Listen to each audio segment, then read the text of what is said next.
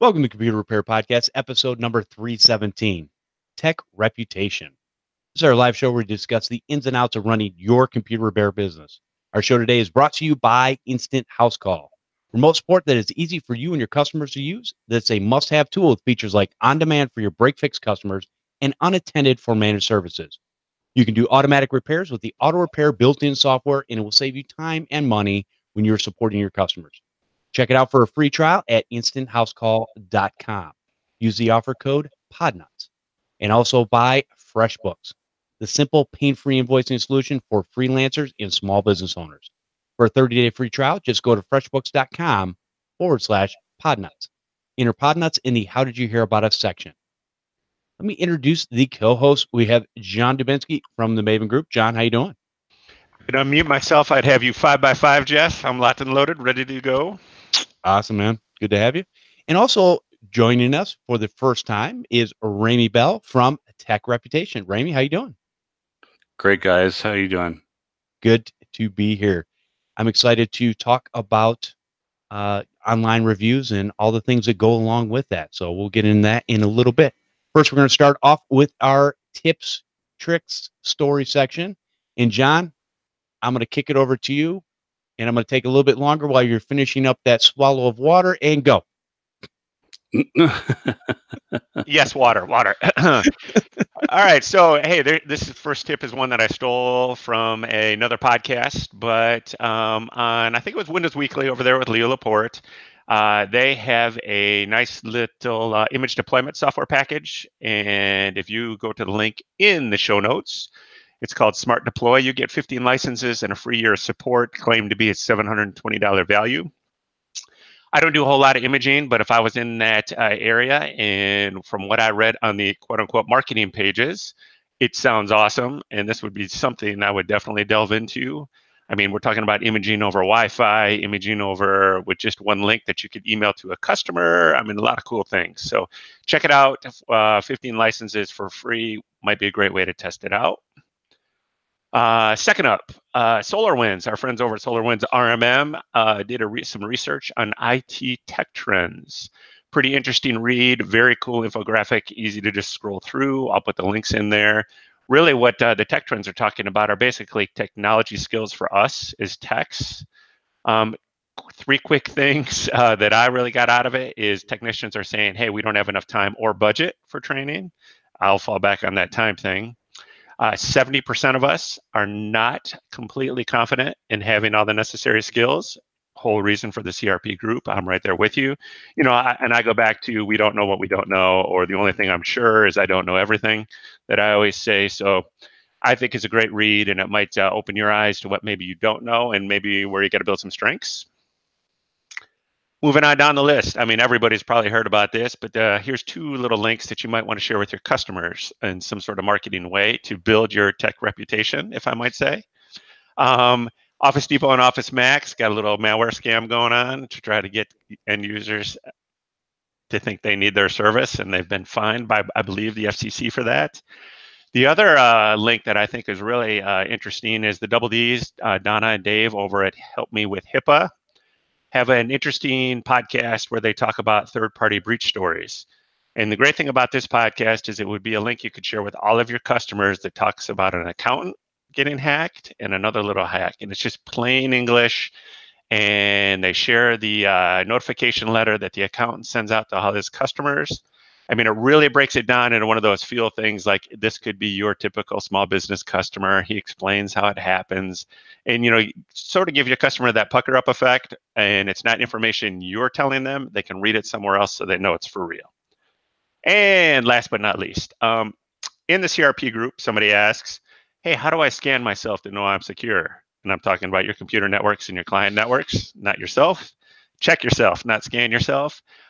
Easy application. I shouldn't say easy. It's a little complex, but this application makes it easier. It's called Nmap. You get it at nmap.org.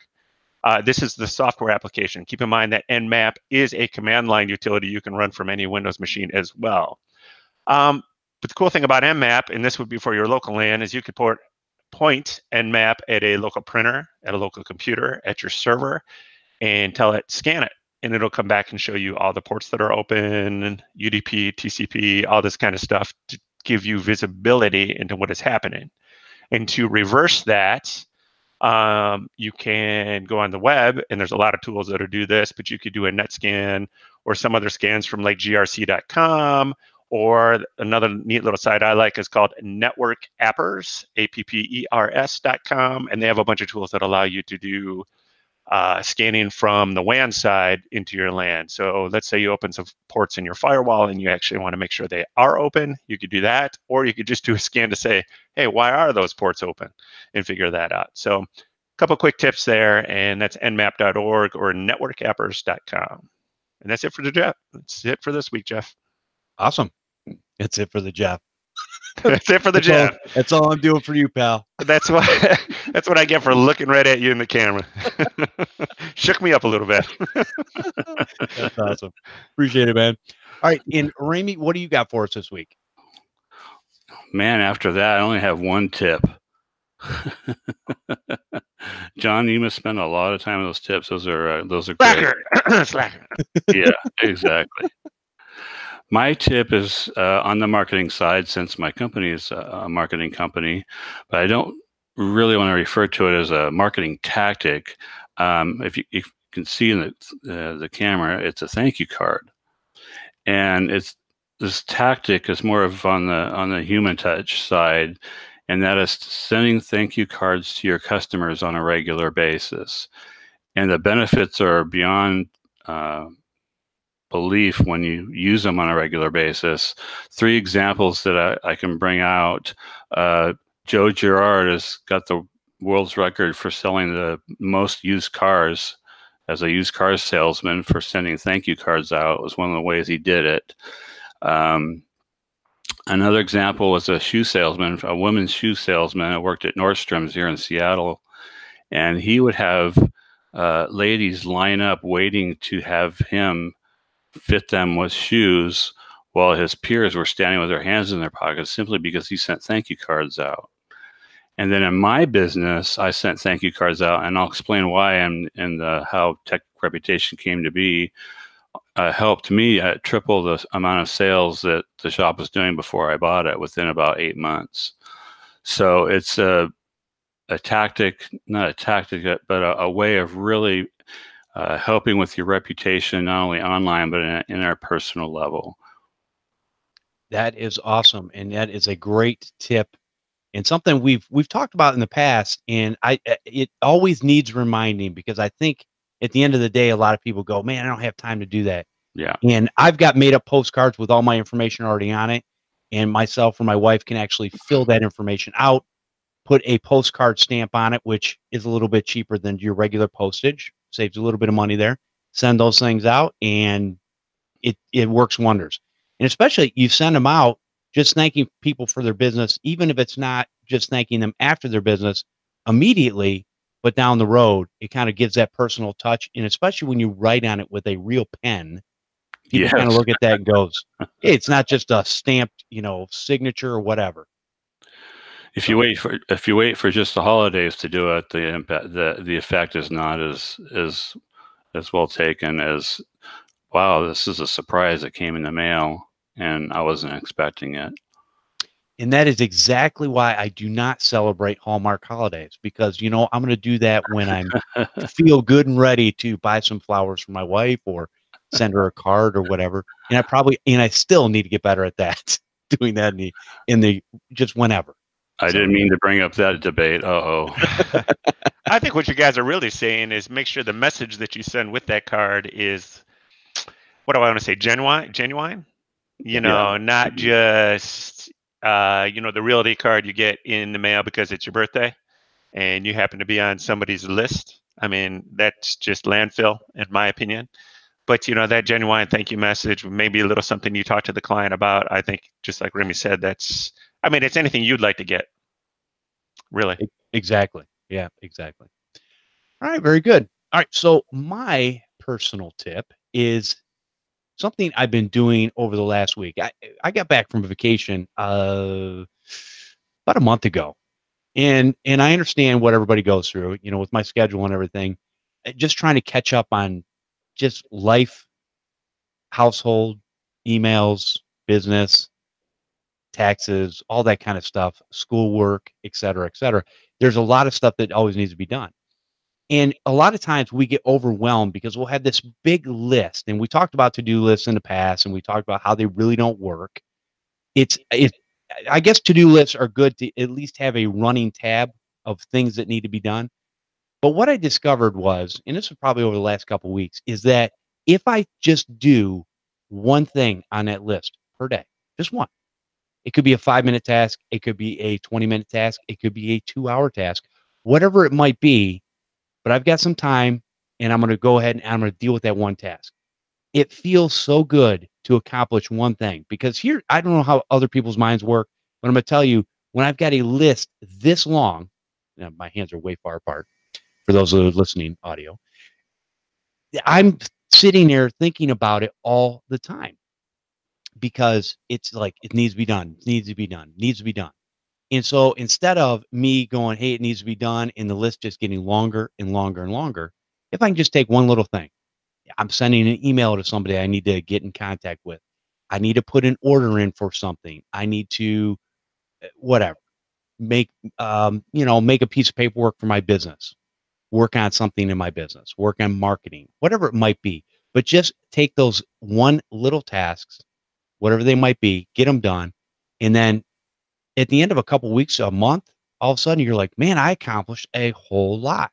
It doesn't seem like it, because it was only a little bit at a time, but it's better than just going, I'm not doing anything, I'm busy, I got all these other things going on. Just pick that one thing, and trust me, try to do it, because it'll make you feel better at the end of the day.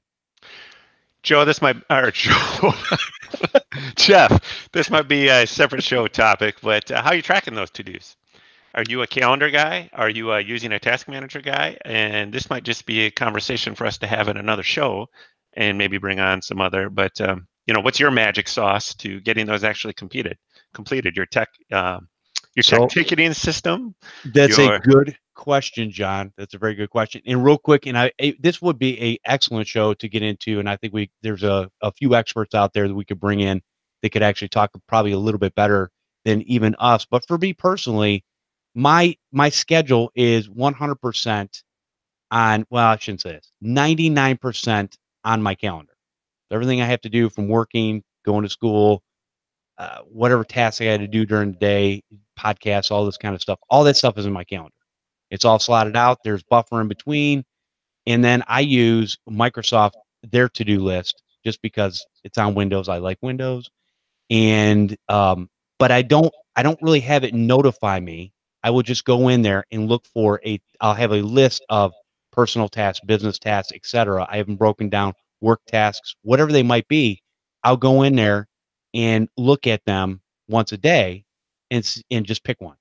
All right, here's one. I'm going to do this one, and just do that. So that's really my simplified system. The other thing is things that I know that need to be done. Actually, what I do, and let me go into this a little bit more, John, because actually I take the stuff off that to-do list, I put it onto a Post-it note and stick it on my desk, because it annoys me because it's in front of me all the time. And once I can pick that up, and it's got only put one thing on there. I pick that up, I take care of that task, I throw it away, shred it, whatever you got to do. And that's basically my basic system. We're getting a lot of feedback in the chat already with Hey Google and Hey Alexa and using calendar for tasks and all that kind of stuff. So making a note, we'll talk about this on another show. Sounds good. Thank you, Joe.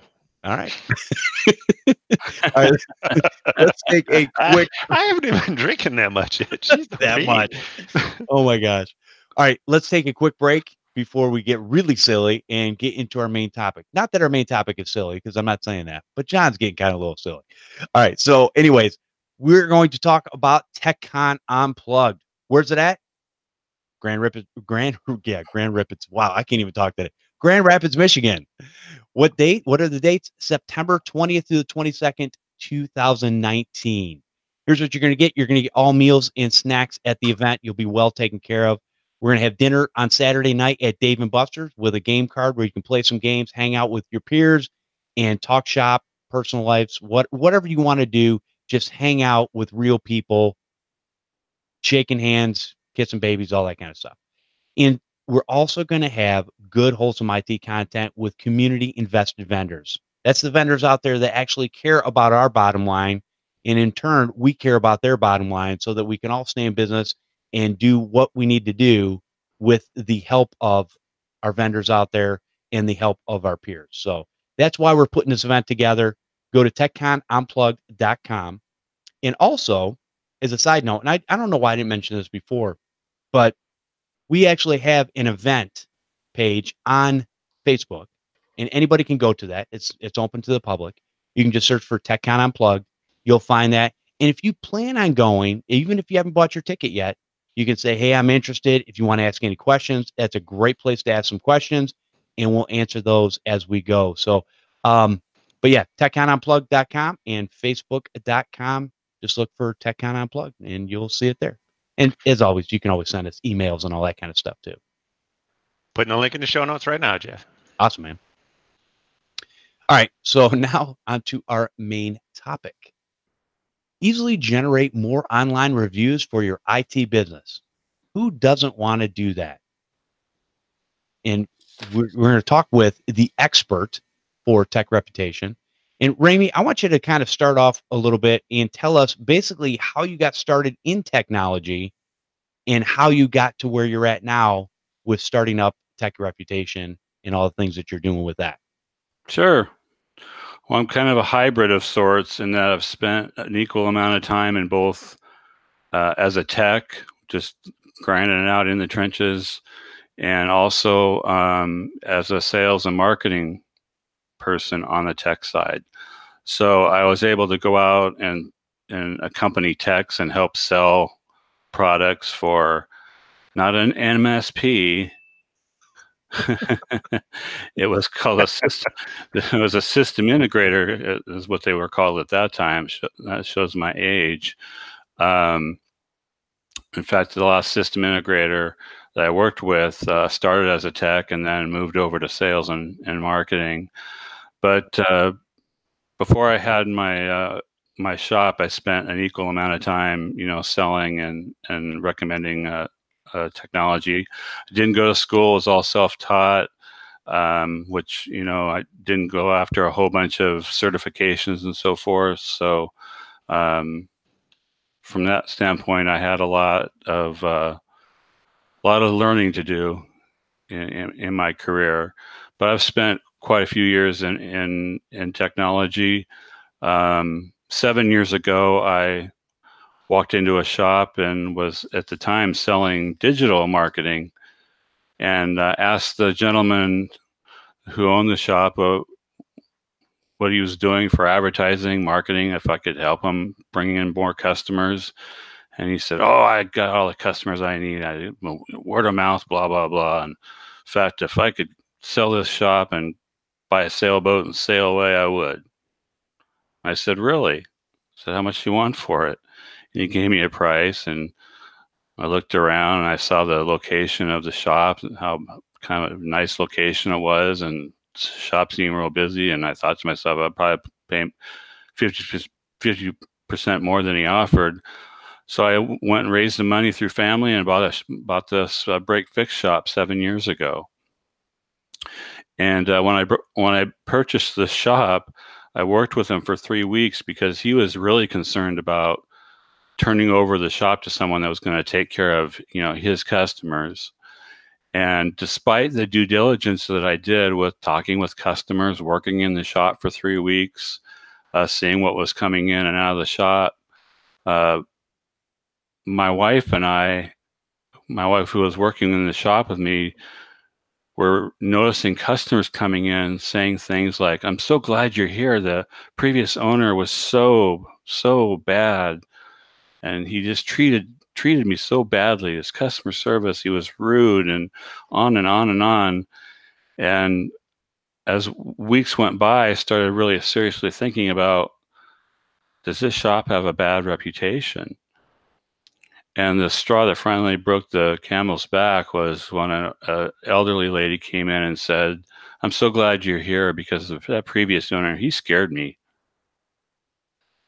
And it was that time that we sat down, and my wife and I, and said, we have a problem. We have a shop that has a bad reputation. Even though it's busy and people are bringing things in, we need to make some changes. And so we changed the name of the shop. We started doing some things more proactively. I talked earlier about thank you cards. We bought these in bulk so that we could send a thank you card out to every single customer that came into the shop, no matter what we did for them. And we sent that thank you card out the same day so that they would get it either the next day or worst case the following day, because we lived in a small town of about 35,000. And in parallel with that, we also signed up for a service that would send out requests for reviews. And at that time, there wasn't a lot to choose from, and they were very expensive. And I used a service that was about $200 a month to tie into my QuickBooks systems because I wanted to automate it. But what happened is, between the thank you cards, the good customer service that we were providing, we started getting more and more positive reviews. And at that time, the reviews were in a closed system, meaning that they didn't go published automatically to Google or to Facebook like they do today. And so I was able to acquire quite a amount of reviews in a short amount of time. And this did wonders for our marketing. It helped with our word of mouth. In fact, we had customers come by to the shop just to thank us for sending them a thank you card, which really showed that we were right on track. And we turned the shop around, and it became a great success. And how I came about with TechReputation is kind of part two of the story, in that I stopped the service I was paying for that was really expensive because there were other options coming out. And we started noticing a trend, though, of more tablets, people using more tablets, less antivirus coming in. So I started an MSP, but for residential. And that helped bring monthly recurring revenue on a regular basis so that we could depend on more on our income and make up for the slowness of the business going down. But in the back of my mind, I knew that I wanted to get back on track with sending out requests for reviews. We were still sending thank you cards out this whole time. I should say my wife, who I was fortunate to have to send the cards out for me. And I found some software that allowed me to tie into the system I was using into QuickBooks once again. But I also noticed that it had other features that helped with local SEO, namely managing your directory listings. And I thought, this is interesting. I could help other IT shops with the software that I found obtain more reviews, manage them more effectively, and help them with their local SEO. That marketing side was still kind of coming back again to me. And so around that time, we were thinking about getting some part-time help in to help with the break fix stuff, so I could work on the MSP, the residential, but also on TechReputation as we began to work on it. And that was at the end of 2017. And it was right about the same time that my wife was diagnosed with cancer, unfortunately. And so I had to kind of put things on hold. So I kind of appeared on the scene, and then I disappeared for about a year. But thankfully, she's in remission, and things are looking good that way. But what attracted me really to this software was, one, It was very inexpensive because I knew IT business owners have limited budgets, and two, I could integrate it with the tools that the IT business owners that I knew of were working with already, such as Repair Shopper.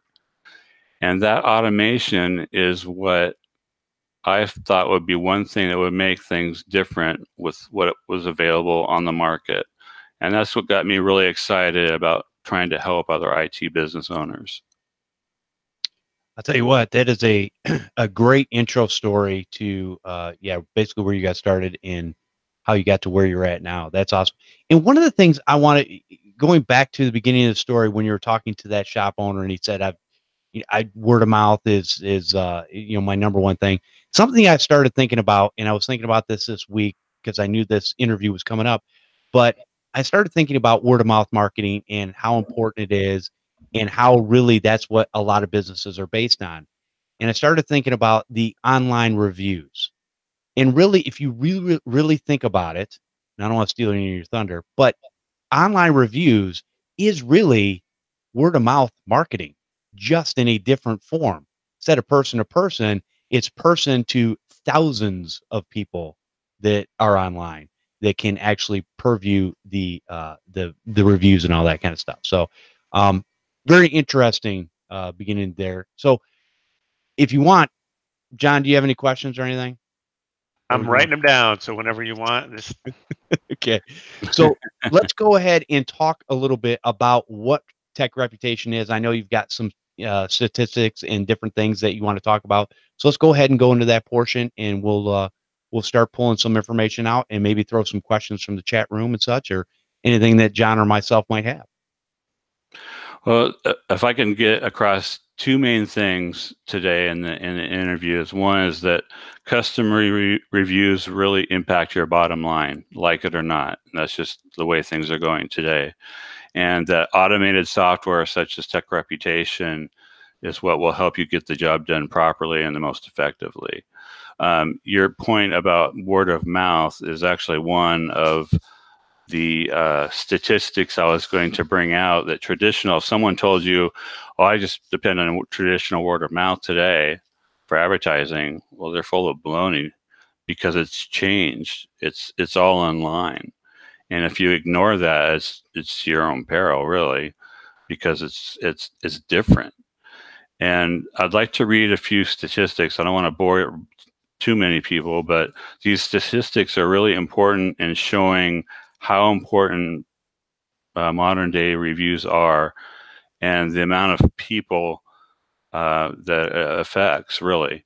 86% of consumers read reviews for local businesses, and people aged 18 to 34, it's 95%. Consumers read an average of 10 online reviews before feeling able to trust a local business. 40% of consumers only take into account reviews written within the past 2 weeks, which is up from 18% last year. And by the way, I got these statistics from Bright Local, and that'll be in the show notes so you can look them up yourself. But I thought that statistic was really amazing, in that you can't just get a whole bunch of reviews and then rest on your laurels, because people want to see that it happened in the last 2 to 4 weeks, and that status it increases every single year. 50% or 57% rather of consumers will only use a business if it has 4 or more stars. That makes sense. 80% of 18 to 34-year-olds have written online reviews, compared to 41% of consumers over 55. So the over 55 crowd needs a little bit of prodding, it sounds like.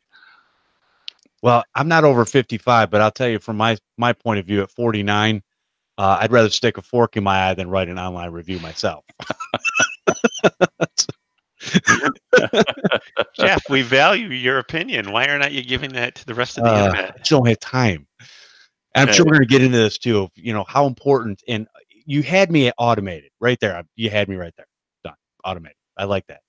Automated. There you go. All right. Automated in time. All right. 2 more left, or 3 more left. 91% of 18 to 34-year-old consumers trust online reviews as much as a personal recommendation. So this doesn't count, Jeff, when you call up John and ask about a switch. This is when you're buying a pair of shoes, or you're buying your second drone, and you're going online to look for reviews. That's what that's referring to. He does listen to the show. He does. I was going to say, either listen to the show or I'm like, he's the next Facebook, because that's awful scary. No, I do listen to the show.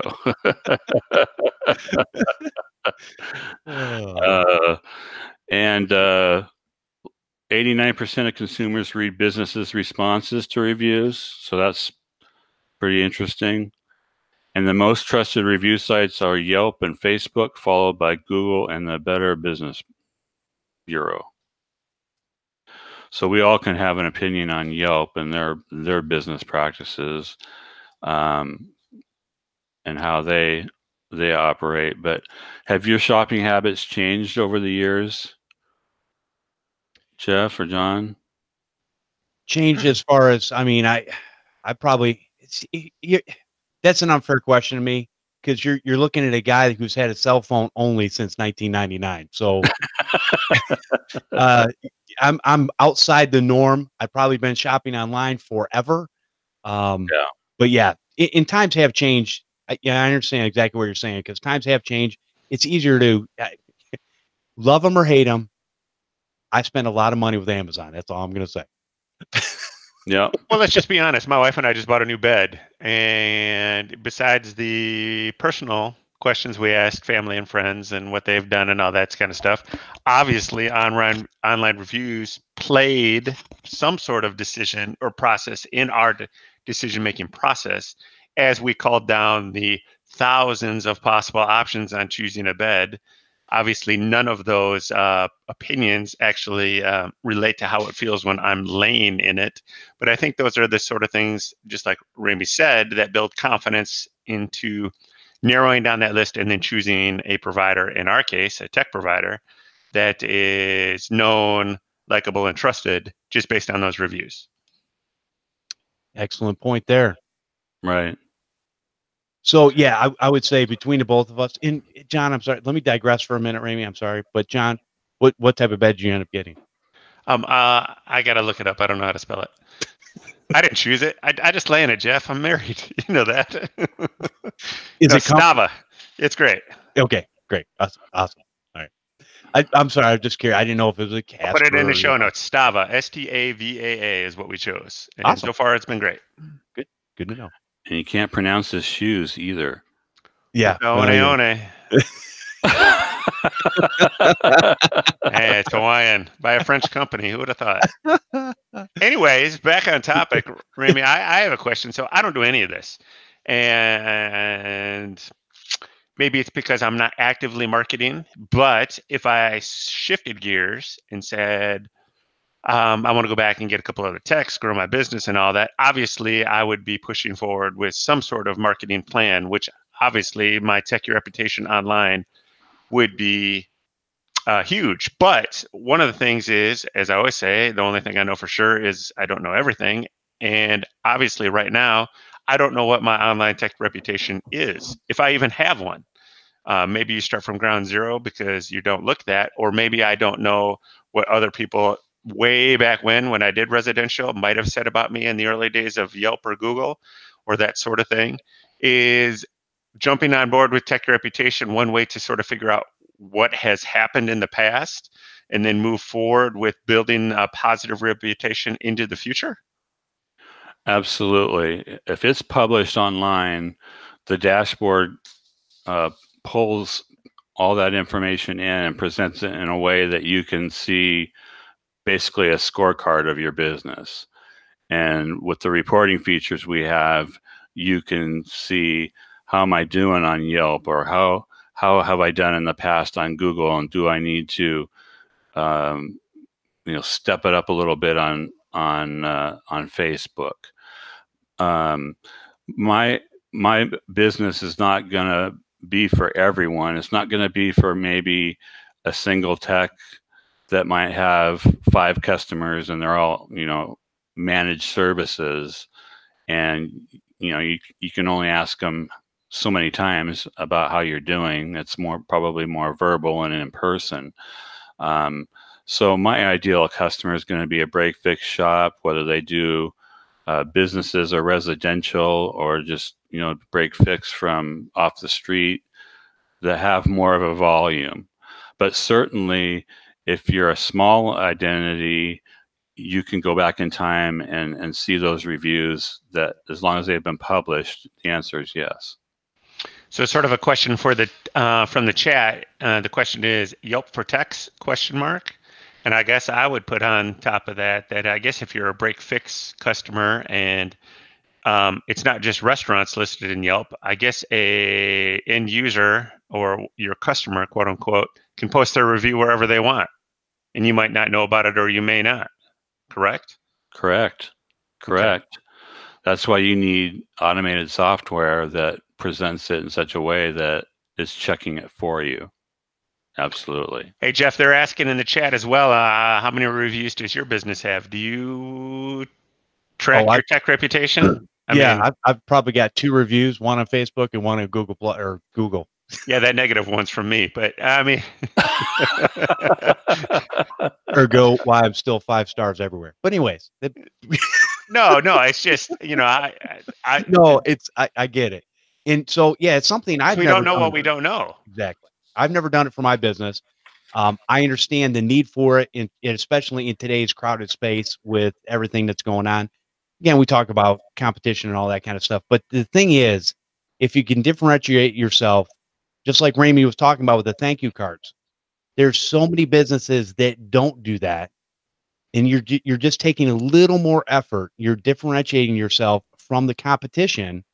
And same thing with the reviews. Is it something I should have put in my business years ago and asked somebody to give me reviews? Yeah, it should have been. But then I got to look at it, and it's all this. So again, Ramey had me automated. But let's continue. Well, I'm going to head this question off at the pass because I know it's coming, as I can hear the typing already. The pricing for Ramey's service at TechReputation is $30 to $100.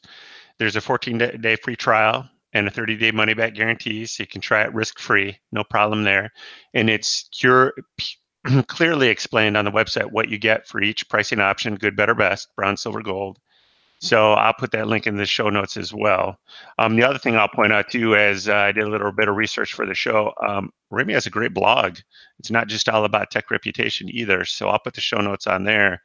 And also talks about if you're a synchro or a repair shop or user, you might even want to look into this a little bit more with the integrations they have, which would lead me to my next question, Ramey. Is there any other integrations that you know of that are coming now or over maybe the next year or something that we should be aware of? Well, number one, I'm not a programmer, and how I got it to work initially back in 2017 was only half of Zapier is amazing, but Zapier is how I tie the systems together. So if what you're using uses Zapier, like let's use Freshdesk. For example, they use Zapier. I can tie into it because all I need is 3 pieces of information or 4 pieces of information: the name, phone number, cell phone number, name, email, cell phone number, and API key. And so as long as you can tie into Zapier, so there's more and more integrations coming. I tried to look at ConnectWise, but they don't expose enough of their API. I'd have to contact them, but I am working on more and more because it just makes good business sense for me to integrate with more systems to make it more available to more customers. All right, so let's go into Ramey. So what types of things out there would a customer of yours normally say about building their online tech reputation? I don't have time. Right. I think that's a big one, right? Everybody says, I don't have the time to go out there and do anything else besides putting out fires. So that's one, definitely. Exactly. Trying to do it manually with emails and spreadsheets, and they try for a while and then maybe stop or just get sidetrack into taking care of customers again. Right. Again, it's not a serious inclusion in their marketing plan. It's just they haven't seen the importance of it. Don't see the stats that we talked about earlier and understand the importance of it. And then they have a fear of sending a review request to every single customer, and the fear of getting negative reviews for their business. So there's solutions to those problems by using a service like mine. To go along with that, why don't most customers leave reviews or respond to the request that you send out? And you'll find this out real quickly if you're doing it manually, because you send it out maybe just once and you don't hear anything back. But a customer, just like any of us might just forget. They're at the grocery store and they get the text message and they'll say, I'll do it later. They don't have time, just like everybody else, or it's too hard for them to leave a review. Oh, I got to create an account, and then I got to confirm my email address, and then I got to type a review. That's too hard. Well, TechReputation provides a solution for each one of those challenges. Awesome. All right, so let's go ahead and let's talk about that. Let's talk about the features and benefits of what TechReputation can do from beginning to end to make our lives easier when we're trying to get those online reviews from our customers. So the time element is solved by automating it and tying it in with, let's say you're using Repair Shopper, right, Jeff? Correct. Yes. So it's set up to, when you close the ticket, boom, it hits the API and out goes your request. And you can set up a delay, which I recommend. Again, with the thank you cards, how I set it up was I'd send that thank you card as quick as possible, and then I'd send out the request for the review a couple days later, because that was just one more positive point in your favor. And not sending the card out just so you could get a positive review, but it was maybe just a little bit more, one more incentive to get them to make the effort to give you the review. And that's why I did it. So again, I'm on the soapbox about thank you cards, but they really helped my business and turned it around, and it's done nothing but good things for my business. I'm still sending them out with the work I'm doing now. As far as features, we kind of already talked about the dashboard. The dashboard is really the central location of where it brings in all the information across all the sites on the internet. There's 50 plus review sites out there. There's 60 directories that you can be listed in. And so how do you manage all that in a spreadsheet and stop and take the time? The dashboard presents it all in such a way that you can see how you're performing at each site, and you can see how you're performing over time. So if you want to see how you did the last year by site, or just overall, what's your score? Is it 4 stars? Is it 4.5? Is it 4.9? Those are great pieces of information to have in your business, and knowing, what you need to work on maybe the next year and so forth. The email and text messaging portion, that's the heart of the application. That's where we're going to obtain all those positive reviews for you. And it's important to have the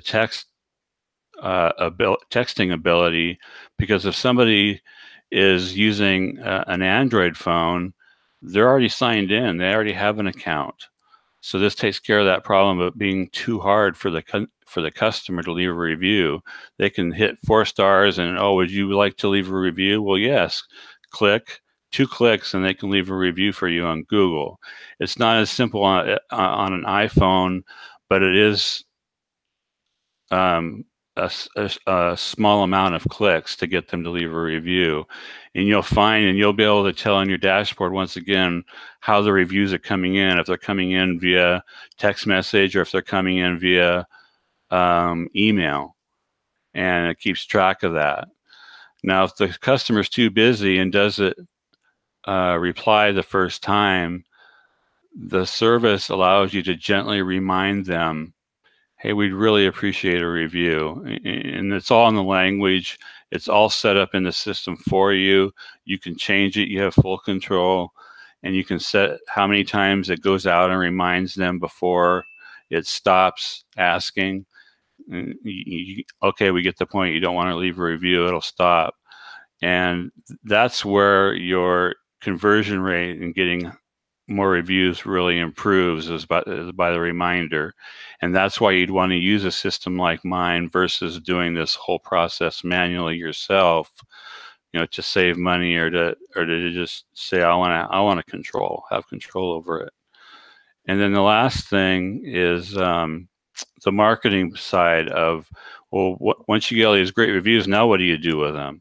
They're not just for me to make me feel good. I want to get them out there so other customers can see them. And so we take your best reviews and syndicate them to Facebook, Twitter. You can display them on your website. With Facebook, we make the graphic of the text, so it turns into an actual photograph, not a photograph, an image that people can interact with on Facebook. It spreads your reviews. You'll see other customers chime in, say, yes, they're great, or thumbs up, likes. And this helps get the word out about your reviews on a regular basis. That is, wow, there is a lot involved in there. And I want to go back to a question that kind of came up in my mind earlier as far as, and we're going to take a quick break, but I want you to think about this while we're going to take that break, is that what the customers, your customers that are afraid of leaving bad reviews. And when we come back, I want to hear why that is. Our show today is brought to you by FreshBooks. Do you remember when you started your small business? It was no small feat. It took a lot of late nights, early mornings, and the occasional all-nighter. Bottom line, you've been insanely busy ever since. And if not, you need to figure out why. So why not make things a little easier? Well, our friends at FreshBooks have the solution. FreshBooks invoicing and accounting software is designed specifically for small business. It's simple, intuitive, and keeps you way more organized than a dusty shoebox filled with crumpled receipts. Create and send professional-looking invoices in 30 seconds. Then get them paid 2 times faster with automated online payments. Again, automated online payments. I'm guessing it works better than an Excel spreadsheet. That's right. File expenses even quicker, John, and keep them perfectly organized for tax time. Yes, I just got my taxes done. And the best part, FreshBooks grows alongside your business, so you'll always have the tools you need when you need them without ever having to learn the ins and outs of accounting. Join the 24 million people who've used FreshBooks. Try it free for 30 days. No catch and no credit card required. Go to freshbooks.com/podnuts. Enter podnuts in the How Did You Hear About Us section to get started. All right, Ramey, so going back to the question, why are customers concerned about somebody leaving a bad review? And the way I look at it is life is not all rainbows and unicorns. I don't even know where I got that from. But that's a little closer to my time period anyways. So the reality is there's good and bad in everything. And quite honestly, this is just me being the person that I am. I might be a little bit concerned about a company that has all 5-star reviews, to be honest with you. And Ramey, before you answer, let me toss 2 things out there. I asked in the chat if anybody had any bad experiences with bad reviews or experience with bad reviews. And, a couple of the guys chimed in, yeah, I have a couple and all that. So maybe a little bit of tip on how to deal with a bad review. Because in my opinion, in dealing with my customers, I've also told or tried to express to them that it could be an opportunity to communicate with the customer and say, hey, nobody's perfect, but, or correct that problem.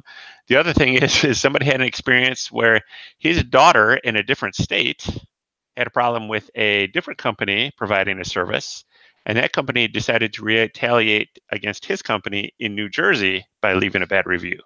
I guess since then it has been cleared up and that review has been taken down. But, online reviews, I think, those things might concern everybody. We could talk about this for a long time, literally. It's a concern, but it's like not opening your storefront door for fear of not taking care of somebody 100%. If we think of that, Jeff made a good point about you kind of suspect when you see a business that has 150 reviews and they're all 5-star.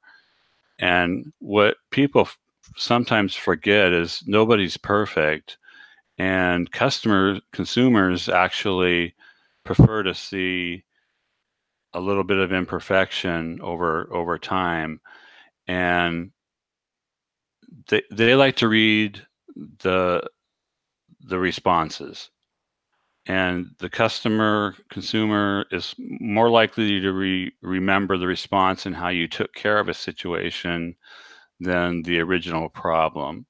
And I found that to be true in my shop, where I've made a mistake, made up for it, and had customers still have the same customers for life after just being positive and responding to it. So again, it comes back to, reputation management. It's a time-consuming job, and you have to have a way of responding to them. And there's some places out there that people like to use to write reviews that are not necessarily everyday names that you need to be able to see and get notifications. And TechReputation notifies you by text and email if you do have a negative review, so that you can respond to it. And I think that was exactly, I think you're exactly right when it comes to that, because let's face it and be honest. If you do somebody wrong in your business, and they're going to go out and tell 20 people how you messed them over, how you didn't take care of them, how you didn't fix the problem, whatever it was. But if you actually do good work for somebody, the chances are they're going to tell 1 or 2 people. That's just human nature. I don't know why that is. It's so weird, but it's the way it works. So it's no different than having something online. I think where a lot of people get a little concerned is they're like, it's forever.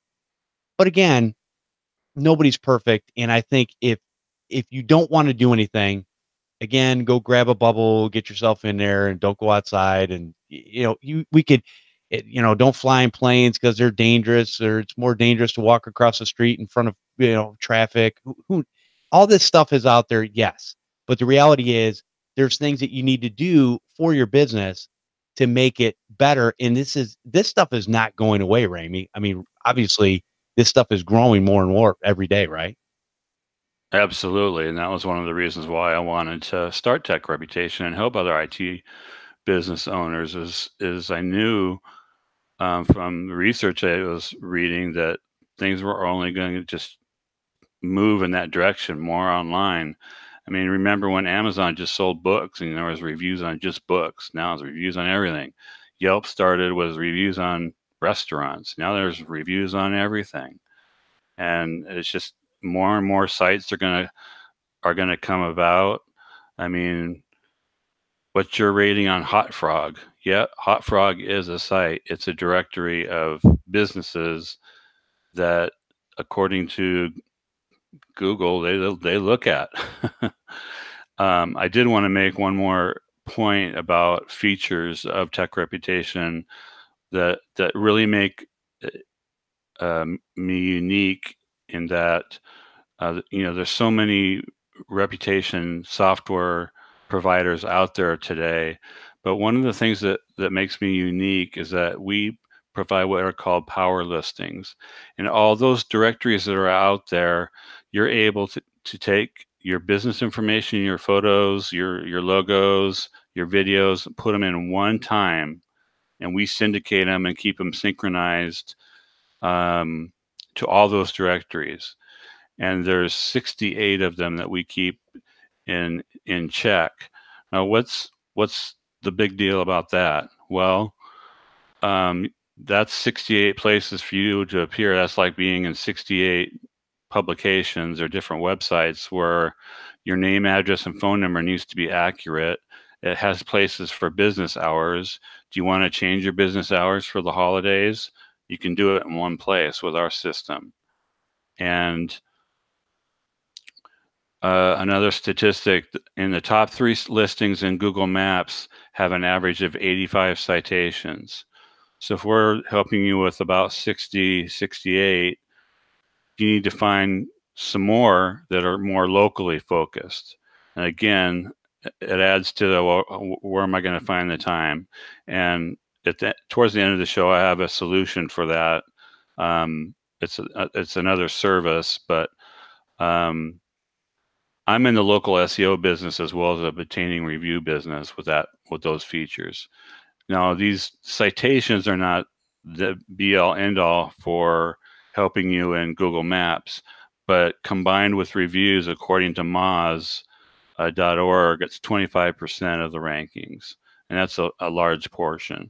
So it does make sense to invest the time in managing all those places online in the same dashboard. You don't have to use another service. It's all in the same spot. John, I was going to say, one of the things that was brought to mind, and you've said this before, is that sometimes what do they say that even a bad listing or a bad review brings you in the limelight, right? So I mean, yeah, no, what do they say? No advertising or no news is bad news.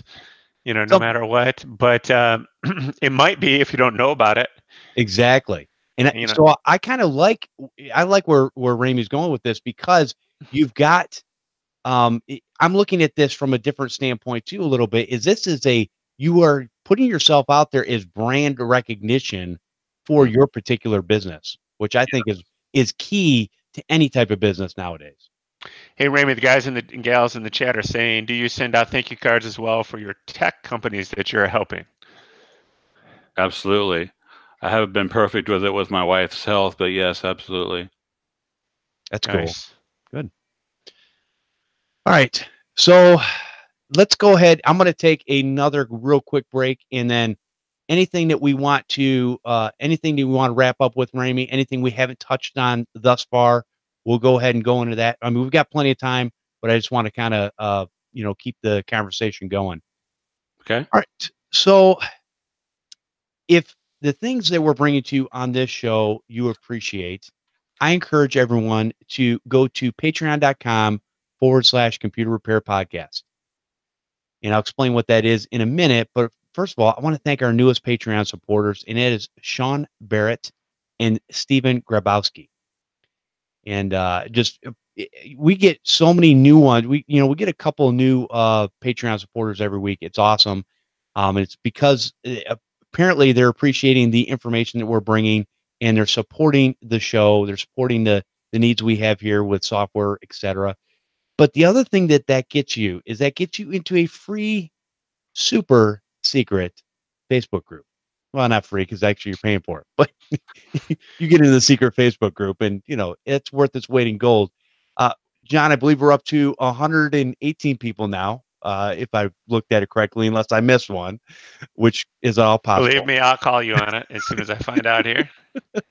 But 118. There you go. 118 people, peers in this business that want to help each other. They're not mean. Nobody says anything bad. As a matter of fact, if you ask a question and somebody doesn't know the answer to that question, they don't say anything, which is the way every forum and Facebook group should be, quite honestly. I don't know. People just want to pontificate for the heck of it, I guess. Whatever. So in this group, everything's safe. You can ask super simple questions, new questions. It doesn't matter how long you've been in this business. We all have questions that we need to ask, and this is a great place to get those types of answers. Plus, you'll have my ear, John's ear, and obviously we can get those questions answered and all kinds of information there. So, it's a great place to be, and I want to thank all of our Patreon supporters for your continued support. Again, patreon.com/computer repair podcast. Go there and get signed up today. It's like $1 a show. It's $4 or $5 a month. That's it. And you're in. Real simple. Jeff, I feel you're worth every penny. Thanks, buddy. I appreciate that.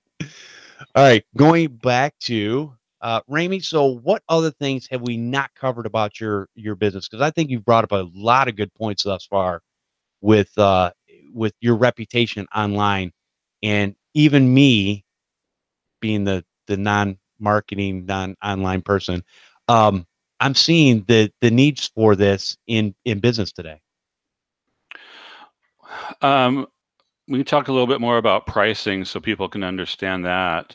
$29 is the entry level, and that's for maybe the single tech that wants to just simply export his customers maybe once a week and then import them into the system, and then we'll send them out for him. Can't beat the price, $1 a day to manage your reputation online. If you're using Repair Shopper or Synchro or another ticketing solution, it's $49 a month, and that includes me setting up the system and getting everything talking together for you. And again, I'm going to be the one guy you're dealing with. You're not going to be dealing with somebody in a department somewhere that doesn't know anything about your business. And that's one of the benefits of working with TechReputation is you're working with someone that understands your business in and out. And so I like to set up the initial integration points between the two systems to get to know your business and what you're trying to accomplish, what your goals are, so that we can get off on the right foot. And then the $99, the gold is the extra $50 is for the directory listings management. And that allows us, again, to manage all your listings, prevent duplicates, allow you to make changes in one place, and keep an eye on things so that there's no duplicates or wrong information when it comes to business location and business hours, because that can really make a customer angry if they don't have the right information. That's excellent. And then I wanted to kind of, I could, you know, I'm putting myself in the shoes of techs and people listening to the show today. Well, Ramey, this is all well and great, but still, even with your automation and with your thank you card idea, this is still going to take a lot of time that I don't have. And so, you know, maybe there's some opportunities for hiring somebody part-time to manage your reputation and giving you the important pieces of information that you need to know. I was fortunate, and my spouse worked with me in the shop in the company, and she was the one that did everything on the thank you cards. But there's a company I came across that lets you hire a part-time marketing intern that you could hire for $49 a month, and you get them for 40 hours. It's called Gen M. I ran across them, and they'll be in the show notes. And that person could be used to send thank you cards, could be used to manage your reputation. And these are college students, retirees, people that go through the Gen M training program, and you know, maybe they specialize in something like reputation, or they specialize in something like SEO, or maybe you can have them look for local citations for local listings that are more local to your location rather than nationwide, that can help you in your rankings. Because frankly, you're in the top 3. Getting into the top 3 is the goal on the maps, and having somebody to help you, you know, to do that. Gen M is, I have no association with the company other than I just ran across them, and they seem to offer a lot of help for an inexpensive price. That's really cool. Yeah, I know a lot of people, because again, you're right. That's probably still the number one thing. I just don't have time. But I think you've brought to light with your system and all the information you've shared today that you need to take the time in some way to make sure that your business keeps moving forward. Let's put it that way. Right. Take the time to to manage the results too, and manage your scorecard. Just keep score. I like that. John, any other questions from you or the chat room as it be? No, I've been watching the chat. This has been awesome. Finally, I mean, I don't use TechReputation at this time, but I can definitely see the value to this, especially at the price. So this has been awesome. Thank you, Ramey. Appreciate it. Very cool. Thank you so much for having me, guys. No problem. Is there anything else that we didn't touch on that you want to make sure that we touch on before? I know I kind of skipped over the notes a little bit, but no, we covered everything I wanted to cover. Yes. All right. Cool. Yes, we did. Yes, we did. First time ever. Outstanding. And it's just proof positive that you'll let anybody on this show. Oh no, contraire, because you gave me the most thorough set of topic notes that I've had thus far, and it made my job a lot easier because I was able to look at them. Easier? Well, yeah, a lot easier. Well, Ramey is the most prepared guest we've ever That's had. what I'm saying. Yeah, but your job, how could it get easier?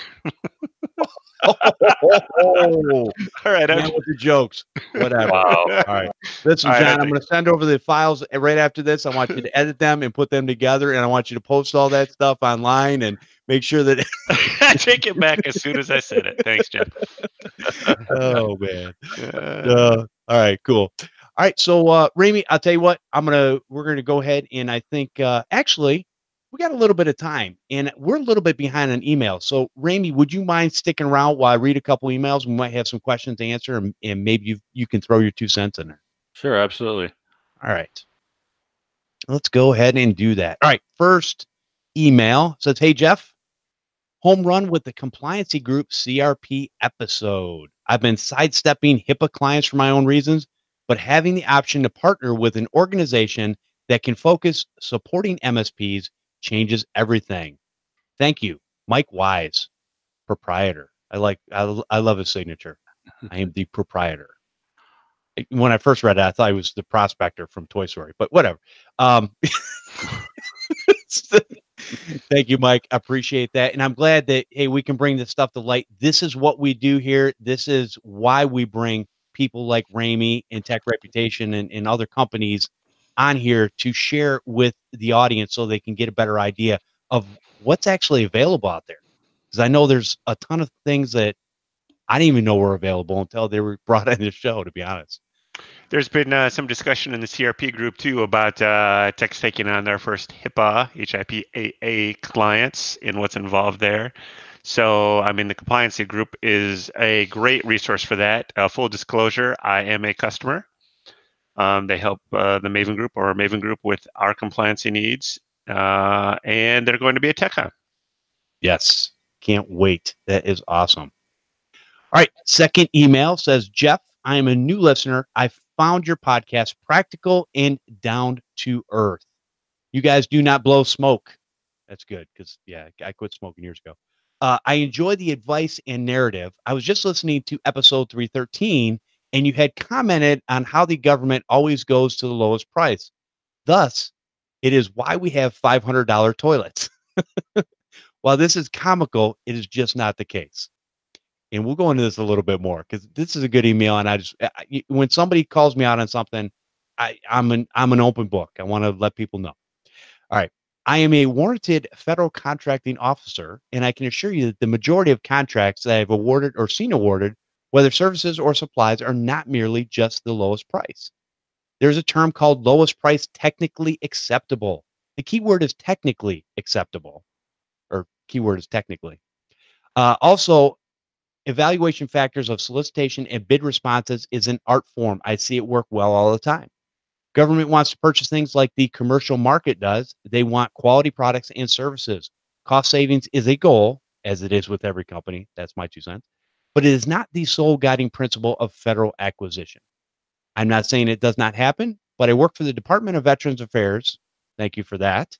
We engineer contracts that serve our nation's veterans, and I can assure you there are repercussions for going cheap. I am very, very glad to hear that. Whatever is deemed fair and reasonable does not equal lowest price no matter what. I hope this shines some light on government procurement. I recommend reading Federal Acquisition Regulations subpart 12. You know what I'm going to say. I'd Yeah, rather Jeff. stick a fork in my eye than read that. But anyways, good to know. It covers commercial items and orders contracting officers to not go to the lowest price when procuring commercial items. I learned many things from your show today. I learned that 18 hours a day, every day, does not mean progress. I also learned sometimes you have to advocate for yourself. Otherwise, you will be pulled in every direction. If everything is an emergency, then nothing is an emergency. I think John made that up. Thank you for your time. Yeah, Jeff. So let me just say this, and I did write him back, and I go, yes, it is comical, and it's what we've always said in the past when I was in when I was in the Army a bazillion years ago. It's what we would say, and it's like, to me, the federal government is like any other business. I get it. Sometimes it happens, but most of the time it's legit. So, but I'm glad for somebody pointing that out, because I don't ever want to mislead people like on purpose. That's just not my intent. So I'm glad that somebody called me out on that. And it was a great story.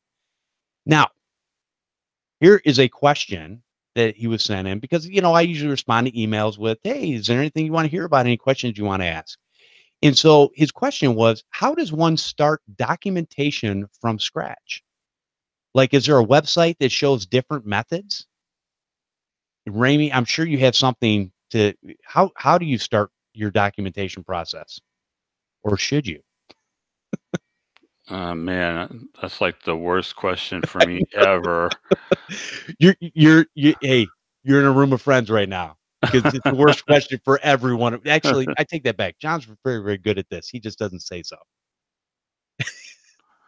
I try to have my wife help me. There you go. That's good. John, what do you do for documentation, and where do you start?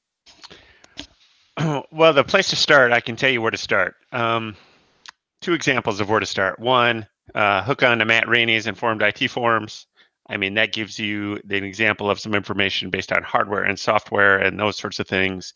The common, what you would assume you need to track items, are going to be readily available in those lists. I believe, what's our other friend with his website? He has some options too. The toolkit. TechNibble. TechNibble has some options in there as well. Yep. If you're still struggling on where to start, my first thing to document would be, what are you looking up for your customers all the time? So a customer says, hey, remote in and fix this, but you don't have the password to remote in and fix it. So you should be documenting it. If you can't readily tell where certain items are on a network that you're supposed to be managing, and you can't readily determine what is new on the network the next time you do a scan, you don't have enough documentation, because you can't clearly see, control, and protect what is going on.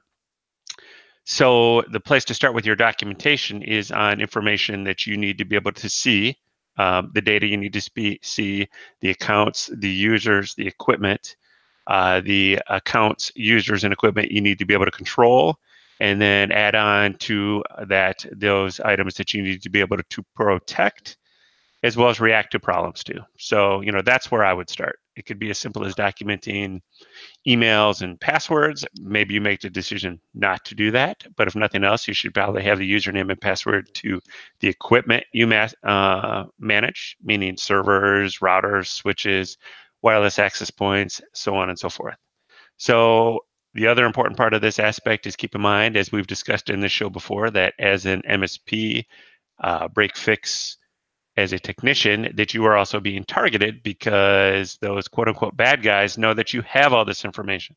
So make sure you're storing this information someplace safe and secure and robustly protected by all levels of security that you can implement. Very well said, John.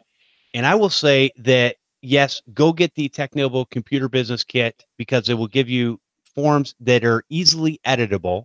And also go get the Informed IT from Matt Ramey, because they are two different products, and they're both insanely inexpensive.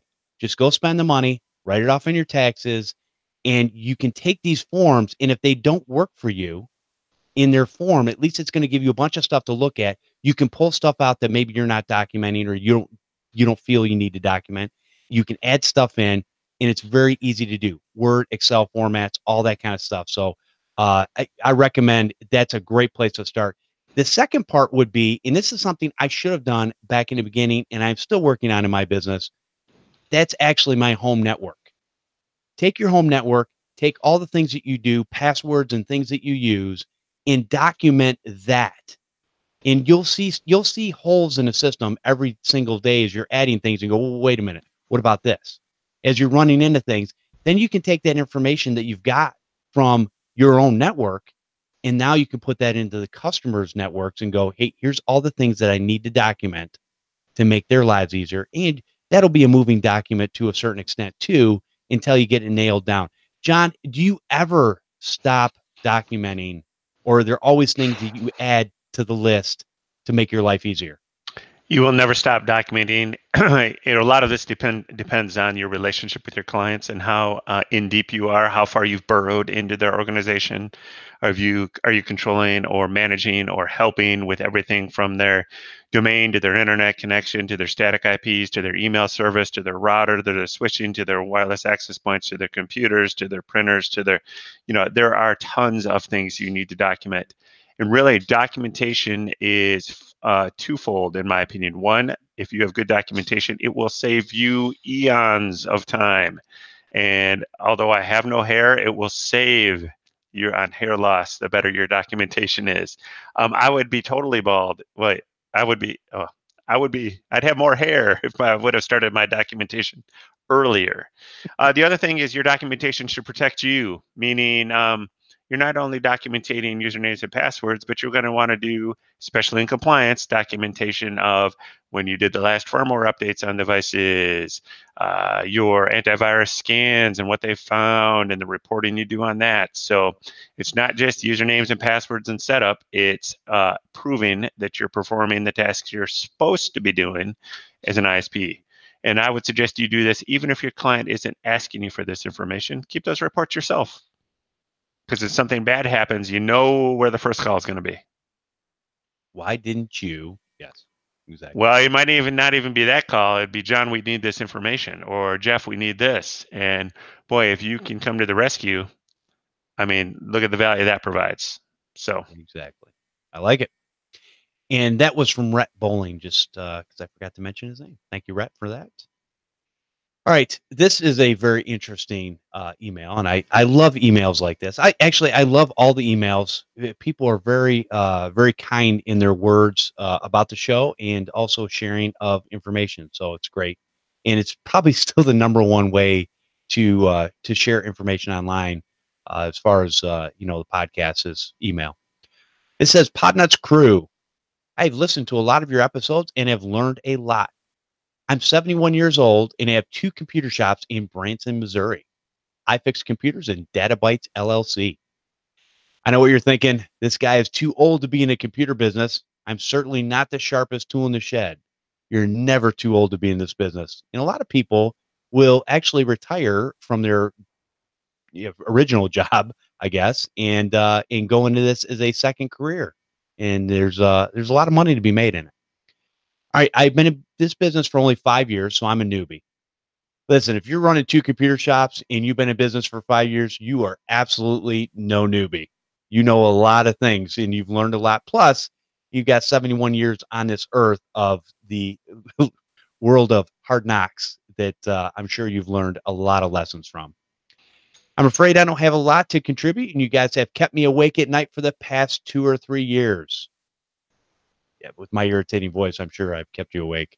I've had a lot of experience with customer service and have been in chemical sales for years. This gives me an edge over the average tech, and the older folks think I'm a genius. I have access to 4 geniuses, and if I can't fix a computer or have a tech, that's just beyond me. I started listening to Scott Johnson and was introduced to Podnuts by him. I have no problems finding his show notes, but I can't seem to find yours. You guys talk so fast for this old codger that I would like to be able to find your show notes. I've been to your website and put show notes in the search box. I know I'm the only one with this problem, and that's Larry G. Fairchild. Larry, you are not the only one with that problem. We've had several emails on show notes. And what I explained to Larry, and this is probably a lot of people that will have one show. That show will have show notes and the episodes for that one show. But because Podnuts is the actual tech network where it has several shows on it, you actually have to go to each individual show. Like this will be show 317. So you'll go to podnuts.com/podnuts 317 is what it is. And every show thereafter or every show there before. In that information, that is where all the show notes are kept. So you actually have to dive into the show. So if you can remember the name of the show, you can put that in the search box. It will take you right to it. There's several other ways on the website to get to that, to get to the show notes. That's where John puts all these fabulous links. Well, actually, John gives me the links, and I put all the fabulous links inside of the show notes. Do all the work. That's for correct, the show. correct. John does the hard work. I just make him look pretty. So anyways, that is where the show note for everybody that's always wondered. That's where we put our links. That's where the show notes are at. That's where you get all the information for the show. And also on a weekly basis, if you if you're around on a Sunday afternoon and you want to get in the chat room, John's really good at sharing those links during the show also. So we try to make that as available as possible. And he can be found at databytesonline.com. He has a nice site down there. And if I'm ever driving through Branson, Missouri, I'm stopping in. There you go. Nice. Awesome. All right. Last email for the show. It says, "Hi, Jeff. Thanks for the email. I just found your podcast last week and I'm listening to as much as I can. I'm hooked." It always concerns me to people that find this podcast and then they go back and listen to the whole catalog before that. Apparently we're somewhat entertaining. It makes me very self-conscious of what I maybe have said in the past. Because I don't remember what we talked about last week, so I don't know. It's all recorded. The internet is forever. Yeah, you know what? Speaking of online reputation, Ramey, this is my online reputation right here. Oh boy. Okay, so he says, "I'm a former owner of a computer repair shop that my brother now owns. I'm looking for ways to increase his revenue and maybe get back in and leave my corporate IT job or at least go part-time. Anyways, I'm sure a lot of the questions, topics have already been discussed, so I'm just going to continue to be a sponge and really look forward to the advice and experiences from the Facebook group. Thanks again for great content, John Emersano." And he came on as a Patreon supporter. Now, here's a person who listened to a show, went back, probably a handful of shows, within a week's time, signed up as a Patreon supporter. So it's for everybody. But John, definitely appreciate that. And thank you for the kind words. And I'm glad that you're getting something out of this. And that's why we come here every Sunday afternoon to hang out with you all so that hopefully we can share a bunch of information that people will learn something from and be better off in their businesses for. With that being said, Ramey, I want to thank you for coming out again and sharing on this Sunday afternoon. And if you would please let people know where they can find you, your website, and all that good stuff. Website's TechReputation.com. And email is Ramey, that's R-A-M as in Mary, E-Y at TechReputation.com. And Awesome. I live on Facebook. All right, there you go. There's another Facebook aficionado. Okay. And Mr. John Dubinsky, where can people find your lovely mug at? I'm going to be on the CRP group, as I am always. I've asked a couple of those unexplained events / time wasters / dumb questions there lately, just on things I've run into and just trying to get some feedback from what I call the CRP team or CRP family. So, that's a great place to be. Obviously, John at mavengroup.net, if you want to shoot me something personal, as you guys often do, and gals. Other than that, everybody have a productive week. Awesome, man. Appreciate it. Come join us live for the Computer Repair Podcast every Sunday at 4 p.m. Eastern over at podnuts.com/CRP Live. Join in on conversation by hanging out in the chat room. You can send an email to podnuts@podnuts.com or leave a voicemail at 734-335-1000. I want to thank everyone for listening and subscribing to the show. We'll see you next time on the Computer Repair Podcast.